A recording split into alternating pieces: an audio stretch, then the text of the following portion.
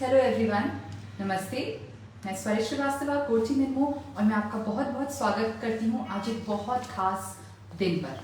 तो अभी recently 25 July was celebrated as world embryology day या वर्ल्ड आईवीएफ डे।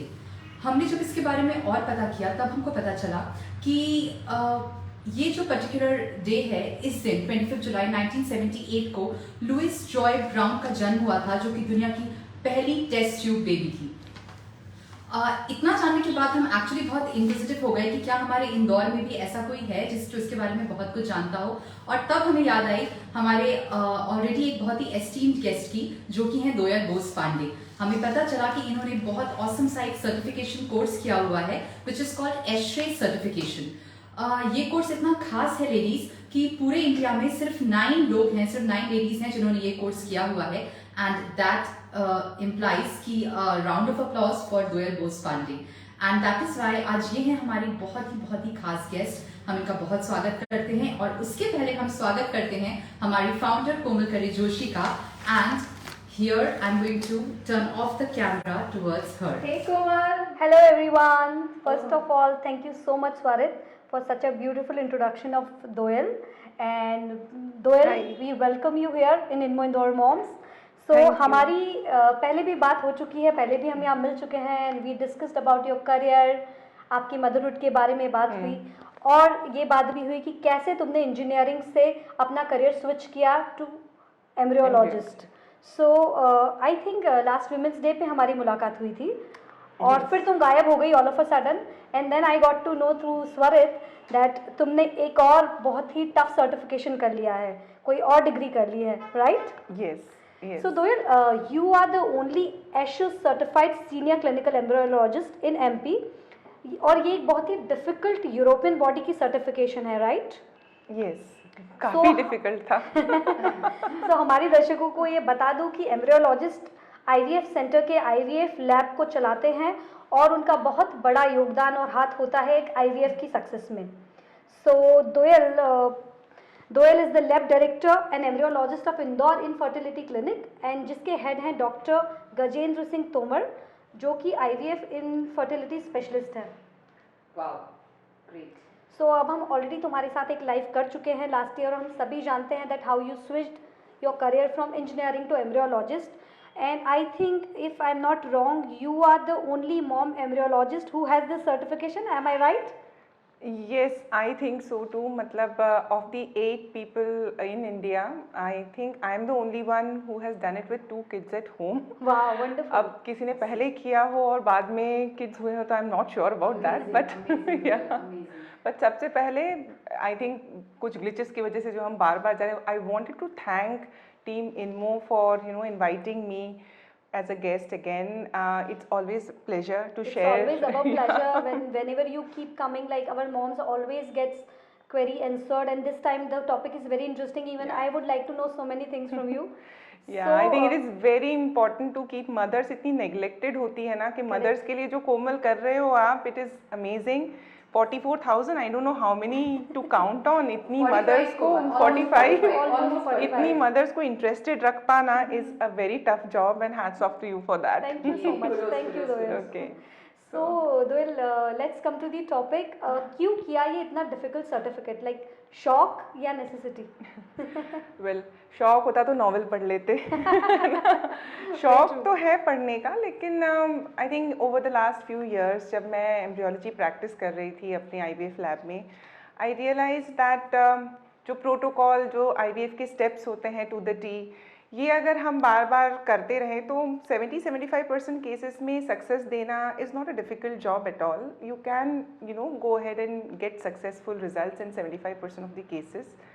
बट वो जो नीश 25% ऑफ डिफ़िकल्ट केसेस होते हैं, स्पेशली मल्टीपल आईवीएफ फेलियर्स, जिसमें आईवीएफ बार बार फेल हो रहा है, या मेल फैक्टर यानी जो मेल है उनका स्पर्म या तो है ही नहीं, या मॉर्फोलॉजी ख़राब है, या ओवेरियन रिजर्व बहुत कम है, बहुत ही पुअर क्वालिटी के एग्स हैं, इन सब केसेस में unless you know the subject very well and you know the basics of the subject very well, embryology में आप एक ही बार में सक्सेस शायद आईवीएफ में आप नहीं दे पाएंगे.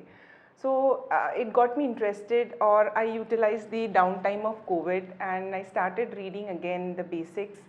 और मुझे तब ये एग्ज़ाम के बारे में पता चला जिसका जो पूरा करिकुलम है बहुत एलैबरेट है और बहुत डिटेल्ड है, और उसको करके मैंने सोचा कि let me try and give the exam ताकि मेरा नॉलेज टेस्ट हो सके. And I am so glad I did that because इस एग्ज़ाम को बिना बेसिक्स क्लियर करके एग्ज़ाम क्लियर करना बहुत डिफ़िकल्ट है. So that is why I did that and I am very glad I did it. That's wonderful.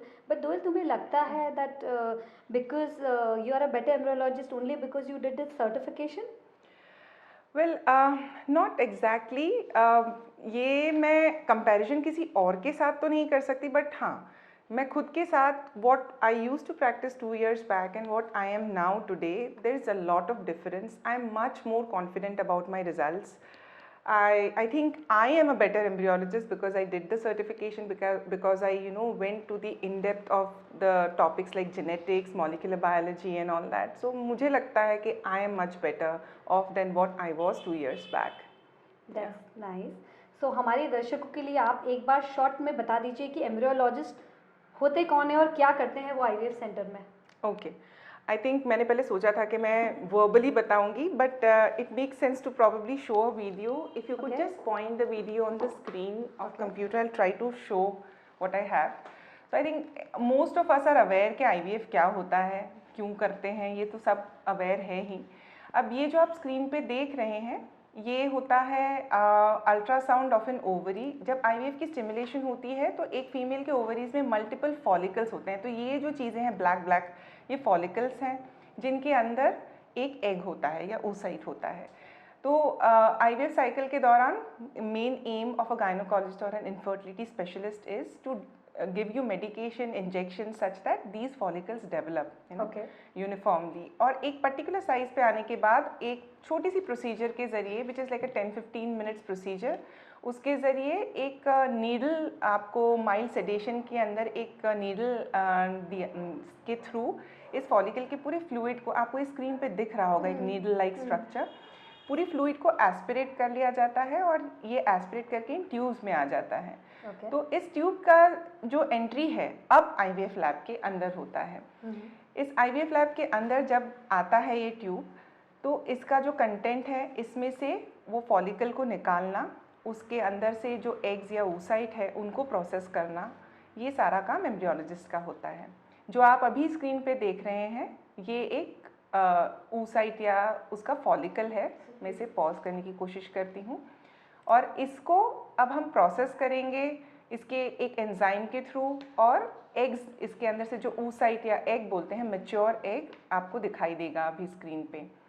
जब ये processing चल रही है उसी दौरान हस्बैंड के स्पर्म को प्रिपेयर किया जाता है, और एक स्पर्म को एक एग के अंदर ICSI which is a method of fertilisation, जो आप देख रहे हैं अभी ये एक एग या oocyte है मैच्योर, और जो आप यहाँ देख रहे हैं ये एक स्पर्म है. इस स्पर्म को इंजेक्ट किया जाता है इन अ प्रोसेस कॉल्ड ICSI और उसको छोड़ दिया जाता है एग के अंदर. अब इसके बाद जो पूरा फर्टिलाइजेशन के बाद इसको कल प्रॉपर मीडिया में रख के इसको ओवर 3 to 5 डेज़ लैब में कल्चर किया जाता है, और उसके बाद इसको या तो एम्ब्रियो को ट्रांसफ़र कर दिया जाता है या फिर इसको फ्रीज़ कर लिया जाता है. तो जो आप अभी देख रहे हैं डे 3 का एम्ब्रियो था, और अभी फ़िलहाल दिखने वाला ये डे 5 ब्लास्टोसिस्ट कहते हैं. इसमें 100 to 120 सेल्स होते हैं, और इस ब्लास्टोसिस्ट को अब हम ट्रांसफ़र करेंगे. हम usually single blastocyst transfer prefer करते हैं. तो उस सिंगल ब्लास्टोसिस्ट को अभी आप जो देख रहे हैं ये ब्लास्टोसिस्ट, इसको एक कैथीटर यानी पतली सी एक नली जैसी चीज़ होती है विच इज़ अ स्टेरिलाइज थिंग, उस कैथीटर के थ्रू वापस एम्ब्रियो को यूट्रस में डाल दिया जाता है. तो ये आप देख रहे हैं कि कैथीटर में पिक हो रहा है. ये पिक होने के बाद जब इसको हम आपको दिखाएंगे कि कैसा दिखता है एक सिंगल ब्लास्टोसिस्ट कैथीटर पे, तो ये देखिए ये आपको जो अभी दिख रहा है यहाँ पे इस पॉइंट पे, इसको अब हम फोकस करेंगे तो आपको ध्यान से दिखेगा ये एक ब्लास्टोसिस्ट है. ये just a moment before it is put back to the womb. अब इसको ले जाके हम बाहर गायनोकोलॉजिस्ट को दे देते हैं, इनफर्टिलिटी स्पेशलिस्ट को दे देते हैं, एंड वो इसे अल्ट्रासाउंड गाइडेंस के अंडर ये आपको दिख रहा है शायद, एक वाइट लाइन नोटिस करने की कोशिश करिए, एक लाइन आ रही है, ये यूट्रस है। यूट्रस के अंदर ये जा रहा है अंदर, और अभी जब उसको प्लंजर को आप पुश करेंगे तो एक बबल जैसा दिखाई देगा इस जगह पे। So that is where the embryo blastocyst goes. और इसके 14 डेज बाद जो है ये प्रोसेस होता है IVF का, जो 14 डेज बाद आपको रिजल्ट पता चल जाएगी कि क्या रिजल्ट है ना। तो wow, such a beautiful information and I got goosebumps while watching the video of Doyle. Yes. Such Thank a you. noble cause you guys are doing. Doyle, Commendable. thank Hats you. off to you. Hats Thank off, and I you. literally have tears in my eyes. And Yes, it's the it is. most beautiful Thank you. video ever seen. Thank you so much, Doyle, and thank you, Welcome. Komal. कई लोगों की जिंदगी में आप खुशियां ला रहे हैं और इससे अच्छा काम नहीं हो सकता। Seriously. Thank you. और सीरियसली मेरे पूरे I got goosebumps and Swarit is already crying right there. So हम ऑडियंस को बताना चाहेंगे कि अगर वो दोयल को या IVF से रिलेटेड या एम्ब्रियोलॉजी के बारे में कुछ भी जानना चाहते हैं तो वो पूछ सकते हैं इस लाइव में। लास्ट के 10 मिनट्स में हम Q&A सेशन करेंगे जिसमें हम आपके क्वेश्चंस लेंगे, और अगर आप कुछ क्वेश्चंस अगर आपके प्राइवेट में भी पूछना चाहते हैं तो आप अपनी IVF केस हिस्ट्री के साथ आप दोयल को व्हाट्सएप कर सकते हैं। मैं आपके साथ नंबर शेयर कर देती हूँ। नंबर है 9644444066। ये नंबर मैं आपका कमेंट में और कैप्शन में भी मेंशन कर दूंगी। तो अगर if you have any questions you can ask right here, और if you have any private questions you need to ask her in privately, you can definitely contact her through WhatsApp. So Doyel, एक अच्छे embryologist का क्या हाथ होता है IVF की success में? बिकॉज हमने जब ये वीडियो देखा तो हमें बहुत ही खूबसूरत लगा, पर आपका इसमें एज अ एम्ब्रियोलॉजिस्ट क्या हाथ है? वेल, जैसा आपने देखा कि फॉलिकल्स बनाने तक का काम गायनेकोलॉजिस्ट का रहता है। It is there IVF specialist जो होते हैं पूरा काम वो करते हैं। दे स्टिमुलेट, वो प्रॉपर ड्रग्स देते हैं सही टाइम पे अल्ट्रासाउंड के ज़रिए कि क्या एडजस्टमेंट करनी, ये सारा काम उनका होता है। बट जैसा आपने देखा वो ट्यूब से जब वो चीज़ अंदर आ जाती है लैब में, तो वो एक सिंगल सेल का एक oocyte और स्पर्म ये हमारे केयर में आ जाता है। अब ये हम इसका पूरा प्रॉपर बॉडी के बाहर जब वो हैं चीज़ें, इसका प्रॉपर केयर करना ये हमारा काम होता है। सो आई वुड से बहुत बड़ा हाथ होता है एक अच्छे एम्ब्रियोलॉजिस्ट का एक IVF के सक्सेस में, क्योंकि अच्छा एम्ब्रियो बनेगा तो वो अच्छे से इम्प्लांट होगा तो सक्सेस मिलेगा रिजल्ट का। तो अच्छा एम्ब्रियो सिर्फ अच्छे IVF लैब के इक्विपमेंट से नहीं बनता है। एक अच्छे एम्ब्रियोलॉजिस्ट जो होते हैं जो इसमें they are equally participant in a success of an IVF। So Doyel, IVF centre का एम्ब्रियोलॉजिस्ट अच्छा है या नहीं, ये हम लोग कैसे पता करें? नहीं, बहुत मुश्किल है। क्वेश्चन बहुत बट ये question I think her mother या जो मदर बनना चाहती है उसके माइंड में होगा। ऑनेस्टली हमारी फील्ड ऐसी है एम्ब्रियोलॉजी की जो पर्दे के पीछे वाली है। हम we are more of a back stage performers. तो इतना किसी को पता नहीं चल सकता कि एम्ब्रियोलॉजिस्ट कैसा है बिफोर नोइंग द रिजल्ट्स। बहुत मुश्किल है पता करना। May be a few things is, आप जब सेंटर विजिट करते हैं maybe you could request a meeting with the embryologist. I don't know, हमारे सेंटर पे जब if patients request I do meet them, it's not an issue for us, but maybe you could request a meeting. Maybe आप उनके बारे में online कुछ profile तो आजकल सबकी रहती है वेबसाइट पर, तो आप थोड़ा सा देख के जा सकते हैं। And truly speaking, just because certification किया है मैंने, मैं अच्छी एम्ब्रियोलॉजिस्ट हूँ, ऐसा नहीं होता है। Certification gives you a lot of edge over a lot of things, but बहुत सारे ऐसे एम्ब्रियोलॉजिस्ट भी हैं जिन्होंने सर्टिफिकेशन नहीं किया है but they are also good. So बहुत डिफ़िकल्ट है, गट फीलिंग पे जाना चाहिए। बट दोयल, आपको क्या ऐसे नहीं लगता है कि अभी IVF को लेके इट्स लाइक बहुत ज़्यादा कमर्शलाइज हो गया है? मतलब हम लोग एड्स देखते रहते हैं, there are so many ads on paper, on social media, और क्या सच में IVF कराने की इतनी ज़रूरत पड़ती है? लास्ट 2 डेकेड्स में कोमल, आपने ही चेंजेस देखे होंगे कितने। सेलफोन के बिना आप सोते भी नहीं हो है ना, मैं भी नहीं। सो इलेक्ट्रोमैग्नेटिक रेडिएशन, आपको पता है इस कमरे में फ़िलहाल कितनी इलेक्ट्रोमैग्नेटिक रेडिएशंस हैं। So things have changed completely. So every cell of our body is subjected to all the food that we eat. Food में एडल्ट्रेशंस, प्लास्टिक का यूजेज, इलेक्ट्रोमैग्नेटिक रेडिएशंस, बहुत कुछ बदल गया है। तो नेचुरली चीज़ें बदलेंगी ही। ऊपर से गर्ल्स आर मैरिंग लेट, 28-29 से पहले तो शादी के बारे में कोई सोचता भी नहीं है। हाँ, अभी तो 30 प्लस है। 30 प्लस 30 से पहले कोई सोचता नहीं है। सो इसलिए ये सब तो होना ही है। नेचुरल साइकिल जो है बॉडी का हमें खुद पता है, इतनी तो बायोलॉजी सबको पढ़ाई जाती है कि सबको ही पता रहता है कि फीमेल के बॉडी में कितने लिमिटेड नंबर ऑफ एग्स होते हैं and all that. So naturally ये प्रॉब्लम धीरे धीरे बढ़ रही है और बढ़ेगी आगे। पर हाँ, हर किसी को आईवीएफ की ज़रूरत नहीं होती है। कुछ पेशेंट बेस ऐसे होते हैं जिनमें बिना आईवीएफ किए भी रिजल्ट मिल सकता है, बट उसमें प्रॉब्लम ये होती है कि लोगों का पेशेंस लेवल भी कम हो गया है। जैसे हमको कई बार ऐसे पेशेंट्स मिलते हैं जिन्हें हमें लगता है कि नॉर्मल आईयूआई या फॉलिकुलर मॉनिटरिंग के थ्रू वो सब कुछ क्लियर है उनका, तो उनको 2 या 3 साइकिल में नतीजा मिलना चाहिए। बट एक साइकिल के बाद दिल कम एंड से सर आप तो आईवीएफ कर दीजिए। और उनको भी ब्लेम नहीं कर सकते, बहुत स्ट्रेसफुल जॉब रहता है, दोनों हस्बैंड वाइफ वर्किंग रहते हैं, इतना टाइम निकाल के बार बार सेंटर पे आना, इंजेक्शंस वगैरह, सोनोग्राफी, ये सब तो बहुत कमिटमेंट लगता है। तो we can't blame them also. But हाँ, चीज़ें वर्स हुई हैं एंड वर्स कहो पर एडवांसमेंट्स भी हुए हैं एटलीस्ट पहले। I would like to repeat my question in a different way again. ये सब कमर्शलाइज नहीं है जो इतने सारे एड्स हम लोग आईवीएफ के देखते हैं, like whenever we open our social media accounts, our Facebook, our Instagram, कोई ना कोई आईवीएफ ऐड चलता रहता है। तो ये सब कमर्शलाइजेशन नहीं है क्या? है, बिल्कुल ट्रूली है। बट कमर्शलाइजेशन मतलब क्या होता है, जब आप पैसे के लिए, like when you are running something just for monetary profit, right, that is by definition commercialisation I guess.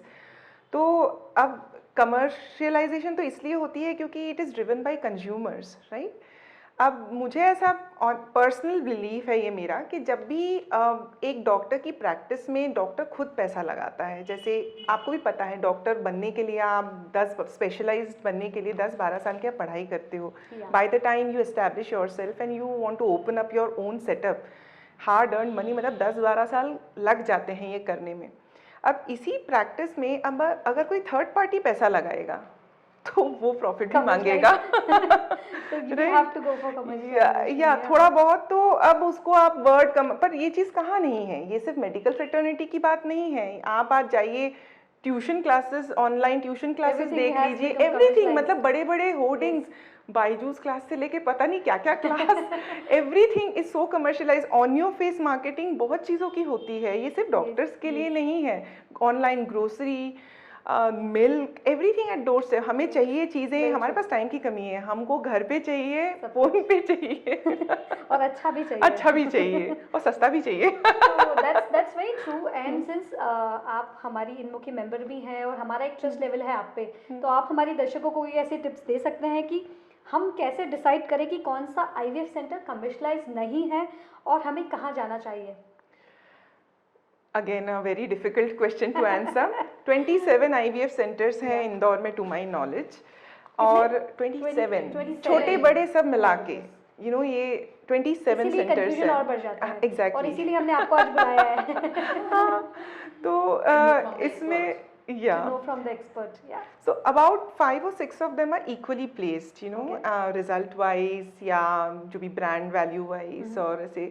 तो अब इसमें टू डिसाइड कि which one to go and take, और इक्वल सिमिलर ही चीज़ें ऑफर होती हैं, priced may B a little bit differently and all. So मुझे ऐसा लगता है कि लोग इतने इंटेलिजेंट हैं कि लोगों को खुद पता है कि क्या करना है। So you should, if it were me, शायद मैं पर्सनली वर्ड ऑफ माउथ पे ज़्यादा विश्वास करती हूँ। But again IVF and infertility is such a thing जो लोग एक दूसरे से डिस्कस नहीं करते हैं ओपनली। तो उसमें अब आप लोग गूगल रिव्यूज़ पे भी विश्वास करते हैं। तो अब गूगल रिव्यूज़ की बात जहाँ आती है तो वहाँ मुझे बस एक ही चीज़ रहता है कि मैं हमेशा ना, I always put my self in the shoes and I think कि मैं खुद सोचती हूँ मुझे किसके रिव्यूज़ पे ट्रस्ट करना चाहिए, किसके नहीं। तो अब मेरा क्वेश्चन ये है कि जब आप किसी रेस्टोरेंट में जाते हैं और आपको खाना बहुत अच्छा लगा, वहाँ का एम्बियंस अच्छा लगा, वैल्यू फॉर मनी लगा, वेटर बहुत अच्छे थे, टाइम पे खाना मिल गया, तो कितनी बार ऐसा होता है कि आप इतने खुश हुए कि आपने वहाँ बैठ के 5 स्टार रेटिंग और कि एक्सीलेंट फूड ये दिया 100 में से 2 भी नहीं देगा, मांगने पे शायद आजकल कमर्शलाइज हो गया है। एग्जैक्टली वहाँ भी पेड प्रमोशंस हो गए हैं। एग्जैक्टली। तो अब वही चीज़ आप एक्सपेक्ट करते हो कि, लेकिन at the same time paid promotion कहाँ नहीं है जहाँ पे एक्सपीरियंस खराब हुआ हो। अगर खाना खराब मिला, वेटर ने बदतमीजी करी, वहीं के वहीं रिव्यू, तो बिकॉज ये ह्यूमन नेचर एंड टेंडेंसी है, हम बैड एक्सपीरियंस को हमेशा गुड एक्सपीरियंस से ज़्यादा अहमियत देते हैं और हम we want to take action, हमें 12 बजानी रहती है सामने वाले की। सो सिर्फ गूगल रिव्यूज़ पे शायद ट्रस्ट करना डिफ़िकल्ट होता है। हमें खुद इतना मतलब वो लगता है कि हम कैसे किसी पेशेंट को बोलें कि आप हमें रिव्यू दीजिए, बहुत बुरा लगता है, इसलिए वियर्ड सा हो जाता है case. it should come from within. Yes, but it doesn't come. See, That doesn't come, yeah. I go to a restaurant, I go to a parlor, इतना अच्छा बाल काटा है, I don't go and give you a review. Honestly, I want to keep things to myself. But यही चीज़ लोगों को सोचनी चाहिए before they trust the Google reviews for everything. कि बहुत से ऐसे अच्छे डॉक्टर्स भी होंगे जिनके कोई Google reviews अच्छे नहीं हैं, लेकिन वो exceptional डॉक्टर्स हैं. So don't just blindly follow gut feeling को trust करिए. शायद अगर आपको IVF is a substantial amount of money that you give. So maybe you should visit a couple of centers. एक या दो सेंटर, दो तो कम से कम आप विजिट करोगे ही. आप डॉक्टर से अच्छे से बात करिए, आपको जहाँ लगे कि यस मैं सेटिस्फाइड हूँ और मुझे डॉक्टर की पे विश्वास है और ट्रस्ट है पूरा, तो maybe you should go there. I don't know what else to say. मैं ऐसा नहीं बोलना चाहूँगी कि आप हमारे ही सेंटर आइए एंड ऑल दैट, ऐसा नहीं है. Just trust your gut. There are many who are doing good job. Crooks कम हैं यहाँ पे, तो इंदौर अच्छी शहर सिटी है, इंदौर एक बहुत ही अच्छी सिटी है. So just have gut feeling पे ट्रस्ट करिए. एंड यस, एल्स दोयल है. हाँ, पूछिए आपको जो पूछना है. सो दोयल, लास्ट टाइम तुमने बताया था कि यू आल्सो टीच. सो कोई ट्रेनिंग इंस्टीट्यूट भी चलाते हो आप? यस, हम लोग एक सिस्टर कंसर्न है हमारा, एम्ब्रियोजेनी नाम से चलाते हैं. वेर क्या हुआ था कि जब 8 साल पहले जर्नी शुरू की थी और मैं एम्ब्रियोलॉजी के हैंड्स ऑन स्किल सीखना चाहती थी, आई फिगर्ड कि बहुत दिक्कत होती है, ये इतनी इजीली कोई सिखाता नहीं है. अभी सीन चेंज हुआ है और मतलब even if I wanted to pay money to learn this, it was very difficult to get this training. So इसलिए हम एक सर्टिफिकेशन कोर्स वगैरह कराते हैं, समर इंटर्नशिप कराते हैं. बहुत से बच्चे हमारे पास MSc वगैरह करके हमारे पास 1-2 वीक के लिए ऑब्जर्वरशिप इंटर्नशिप करने आते हैं, to know के whether they even want to opt this as a career or not. You know, before taking an admission to something के हम ये करना चाहते हैं, it is best to एक बार देखो आके कि क्या होता है. You will come to know about the working hours, expectation and all that. So ऐसा बहुत सारे programs हम चलाते हैं. Correct. So thank you so much दोयल. अब हम लोग कुछ ऑडियंस से क्वेश्चंस ले लेते हैं. कोई क्वेश्चंस है ऑडियंस के? If there is anything आप रिपीट कर दें. Is embryology a good career choice for females? Okay, is embryology a good career choice for females? Okay. I think I तो definitely would say yes. The more empathy you have, which females usually have more, there are two parts to embryology. One is the hands-eye coordination and the skill part of it, doing everything by the T. And the other part is the empathy that you have and the knowledge. So अब knowledge में तो women are at par any which way. Hands-eye coordination भी you can master it. Working hours इसके काफ़ी friendly हैं. ऐसा कोई भी emergency नहीं होता है इस field में. Like other medical. हाँ, जैसे रात को डिलीवरी करनी है या कुछ ऐसा नहीं होता है. 2 दिन पहले आपको पता रहता है 2 दिन बाद क्या काम होना है. तो अगर कभी कभार अगर कुछ जल्दी करना भी पड़े तो you can plan your day accordingly. So I think this is very feasible for females. Feasible for females, very much. IVF अगर फेल होता है तो सेकंड टाइम ट्राई करना चाहिए, फायदा होता है. हाँ करना. वेल इसके बहुत सारे, सबसे पहले तो देखना पड़ता है कि IVF फेल क्यों हुआ है. उसको नॉर्मली जब हमारे यहाँ किसी पेशेंट का रिजल्ट नेगेटिव आता है, फेल होता है, तो it's a discussion that has to be had with the clinician. Doctor और एम्ब्रियोलॉजिस्ट आपस में पहले डिस्कस करते हैं. पता चलना चाहिए कि प्रॉब्लम कहाँ थी. Poor quality of egg, sperm, poor quality of embryo या पुअर यूट्रस का एनवायरनमेंट, कौन सा वाला प्रॉब्लम था. अगर उस दौरान पता जब हम डिस्कस करते हैं, if there is some pointer कि हाँ पुअर क्वालिटी था एग का या स्पर्म का. सी you every cell is different in our body. The eggs that you release in this cycle is different from the eggs that you release in the other cycle. Genetically they are completely different makeup. So अगर इस वजह से लगता है कि IVF fail हुआ है जिसमें गैमीट्स की क्वालिटी अच्छी नहीं थी, तो IVF साइकिल को रिपीट करना चाहिए। उसमें कोई हर्ज नहीं, you should yes, go for it. क्योंकि एक बार में सक्सेस, आजकल फीमेल भी बहुत लेटर एज पे आती है, मुश्किल से 1 या 2 एम्ब्रियो बनता है, तो उसमें एक बार में सक्सेस मिलना ज़रूरी नहीं है। It's not 100% one shot So wonder. ladies, you should not give up at once. You should try it at least twice or हाँ, even 2-3 thrice bar at times. Exactly. I have had patients जो मतलब 4 या 5 बार try कर चुकी हैं ऐसे, because they wanted हमें genetically अपना ही बेबी चाहिए, which is why not. Yes. उन्होंने अपना माइंड बना के रखा था कि okay this is an investment that I am doing, मैं 6 मंथ दूंगी इस प्रोसेस को।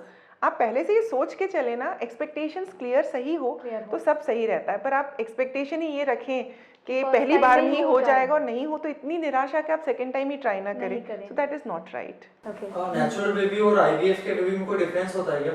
Yes, this question even मुझे भी कंफ्यूज करता है, नेचुरल बेबी और IVF बेबी। देखिए ये बात तो बिल्कुल सही है कि पूरा प्रोसेस बॉडी के बाहर हो रहा है ना। तो लैब में हम जितना भी चाहें, बॉडी जितना एग्जैक्ट, तो हम एग्जैक्टली सारे पैरामीटर्स बॉडी जैसा हम नहीं दे सकते हैं, पर जो बेटर लैब्स होती हैं वो उतना ही as close to nature as possible आपको एनवायरनमेंट देती हैं। और इतनी स्टडीज़ आई हैं ओवर, अभी जैसे 44 इयर्स, 78 में फर्स्ट बेबी बॉर्न हुआ था IVF का, तो 44 इयर्स में इतनी एडवांसमेंट्स हुई हैं कल्चर मीडिया, जिस मीडिया में कल्चर किया जाता है एम्ब्रियोज़ को, और इतनी स्टडीज़ आई हैं क्योंकि ये बहुत ही everybody wants to know this, तो बहुत सारी स्टडीज़ और रिसर्च हुआ है इस पर, जिसके रिजल्ट्स कम्प्लीटली ये बताते हैं कि चाहे आप ग्रोथ की बात करिए, चाहे उनके IQ या ये डेवलपमेंटल जो स्टेजेस होती हैं, उनमें कोई सिग्निफिकेंट डिफरेंसेस नहीं देखने को मिले हैं between a natural conception and a IVF baby. एक चीज़ ज़रूर होता है कि पहले, आज से मतलब 4-5 साल के पहले की बात है, आप मल्टीपल एम्ब्रियोज जब ट्रांसफ़र करते हैं ना, तब अगर आपकी प्रेगनेंसी ट्विन प्रेगनेंसीज ही हो अगर, तो नेचुरली ट्विन प्रेगनेंसी में सारी रिसोर्सेज शेयर होती हैं। It is not as simple and easy as a singleton या सिंगल प्रेगनेंसी। तो हर कोशिश करनी चाहिए कि आप सिंगल ही एम्ब्रियो ब्लास्टोसिस्ट ट्रांसफ़र कराएं, ताकि एंटीनेटल केयर यानी प्रेगनेंसी के दौरान की कॉम्प्लिकेशंस कम से कम हो। तो उससे आपका रिजल्ट, मतलब बेबी प्रीमेच्योर पैदा होने की सवाल भी बहुत कम हो जाएंगे। जो बेबीज़ ट्विन प्रेगनेंसीज रहती हैं उसमें इवेंचुअली सेक्शन थोड़ा सा अर्लियर देन नॉर्मल प्रेगनेंसी हो ही जाता, करना पड़ता है, तो उसमें थोड़ा सा फ़र्क पड़ जाता है, बाकी ओवरऑल डेवलपमेंट में फ़र्क नहीं दिखता है। तो चाइल्ड डेवलपमेंट में कोई फर्क नहीं होता, सिग्निफिकेंट डिफरेंसेस नहीं दिखने को मिले, बट भी स्लाइट थोड़ा सा डिफरेंस होता है एक नॉर्मल बेबी और नहीं, you can't tell after a few years, you can't even tell, मतलब पेरेंट्स ही नहीं बता पाएंगे डिफरेंस बिटवीन ये। पेरेंट्स का माइंडसेट जरूर चेंज हो जाता है, क्योंकि उनको लगता है अरे IVF से हुआ है तो बहुत प्रेशर, तो शायद बिगाड़ देते हैं बच्चों को ज़्यादा। Okay great. एम्ब्रियोज का जेनेटिक टेस्ट करवाना चाहिए?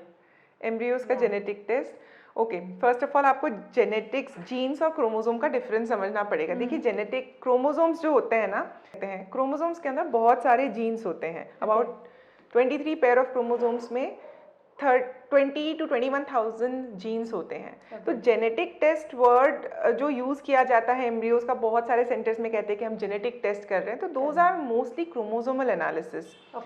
तो chromosomal analysis is a very debatable topic, whether it should be done on all या सिलेक्टेड केसेस में, ये बहुत सोच समझ के करना चाहिए। Personally as an embryologist I think apart from बहुत स्पेसिफिक रीज़न, क्रोमोसोमल एनालिसिस हर किसी एम्ब्रियो का नहीं होना चाहिए।